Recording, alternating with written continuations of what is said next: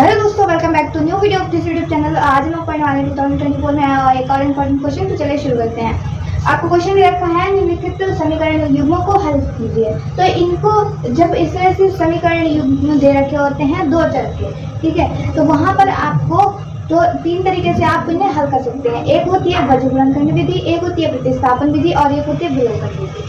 तो इन सब में सबसे ज्यादा इजी जो होती है वो होती है आपकी विलोपन विधि, क्योंकि से एक वेरिएबल यानी कि चर पद को आप बराबर कर देंगे और उसके बाद में उसे ही कैंसिल करके आप एक पद का एक चर का मान निकालेंगे और दूसरे उसे हम लोग एक समीकरण में रख के दूसरे का मान निकाल सकते हैं, ठीक है। तो यहाँ पर हम लोगों ने वही विधि अपनाई है। क्या है 3x - 5y - 4 = 0, ये समीकरण एक है। दूसरी 9x = 2y + 7, ये दूसरी समीकरण है आपकी।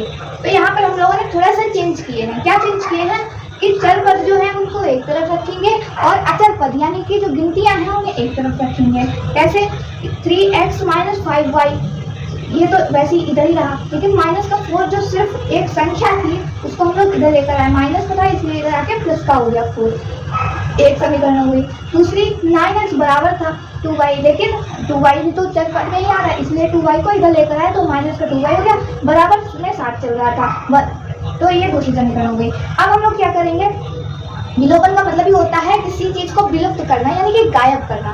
गायब करने के लिए कैसे गायब किया जाता है, जैसे कि हम लोगों ने देखा यहाँ पर दो पद हैं, एक x वाला एक y वाला, ठीक है। या फिर हम लोग x वाले पद को गायब करते हैं या y वाले पद को गायब करते हैं, क्योंकि y वाले में छोटी संख्या रखी है 5 और 2, इसलिए उन्हें गायब कर सकते हैं। कैसे करेंगे, देखो यहाँ पर 5 दे रखा है y में और यहाँ पर 2 दे रखा है, इसलिए उल्टे से गुणा करा देते हैं। यहाँ समीकरण 1 में 2 से गुणा कराएंगे और 5 की गुणा समीकरण 2 में कराएंगे, ठीक। समीकरण 1 में 2 से गुणा और समीकरण 2 में 5 से गुणा।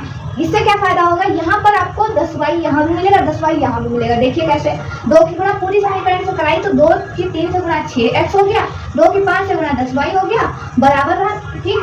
2 की 4 से गुणा 8 हो गया, ठीक। इसके बाद में 5 से गुणा कराई दूसरी समीकरण में, 5 की 9 से गुणा 45x हो गया, माइनस लगाया, 2 की 5 से गुणा 10 हो गया भाई, बराबर में 7 की गुणा 5 से कराई तो 35 आ गया।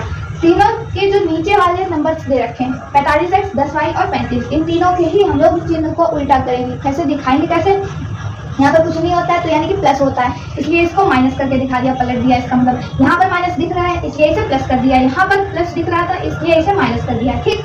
अब यहाँ से हमें क्या मिला, यहाँ से हमें माइनस का 39x और माइनस का 27 मिलेगा, क्योंकि माइनस की संख्या बड़ी है इसलिए।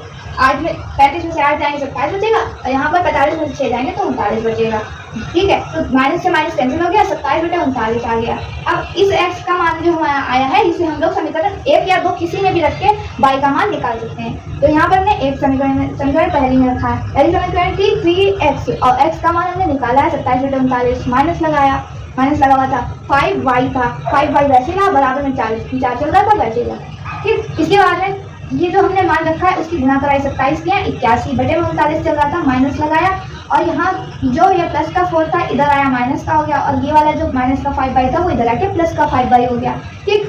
अब ये हमने क्यों किया, क्योंकि हमें चर पद अलग करने थे और अचर पद अलग करने थे, ठीक। 81/39 था, माइनस का माइनस आ गया, 4 के बटे में कुछ नहीं था तो 1 मान लिया। अब यहाँ पर हर हम लोग बराबर करेंगे तभी तो इसे घटा या जोड़ पाएंगे, ठीक है। इसलिए हम लोगों ने यहाँ पर 1 की 39 से गुणा कराई, तो नीचे हर में कराएंगे तो अंश में भी कराएंगे, इसलिए ऊपर नीचे दोनों तरफ हम लोगों ने 39 से गुणा कराई। यहाँ पर 4 की गुणा 39 से 156 आ गया, बटे में 39, यहाँ भी 39, जब दोनों तरफ 39 है तो 39 एक बार लिख दिया, ठीक है। और बट यहाँ पर 156 में से 81 घटाया तो यहाँ पर हमारा बचा 75, ठीक है। और वो भी माइनस का, क्यों, क्योंकि 156 बड़ा है तो माइनस का 75 बटे में 39, और ये जो 5y गुणा में यहाँ था 5y के गुणा में था इसलिए इधर आके क्या हो गया, बटे में चला गया। 39 के गुणा में है लेकिन 75 के बटे में चला गया, ठीक। तो अब यहाँ से y का मान कैसे मिल गया, 75 को 5 से काटेंगे 15 × 75 होता है तो 15 आ जाएगा यहाँ पर, यानी कि y का मान -15/39 आ जाएगा। इस तरह से हम लोग इन इक्वेशंस को सॉल्व करते हैं। उम्मीद करते हैं पूरा क्वेश्चन आपको समझ में आ गया होगा। अगर वीडियो समझ में आई हो तो लाइक कीजिएगा, चैनल को सब्सक्राइब कीजिएगा। फिर मिलते हैं एक और वीडियो के साथ, तब तक के लिए धन्यवाद।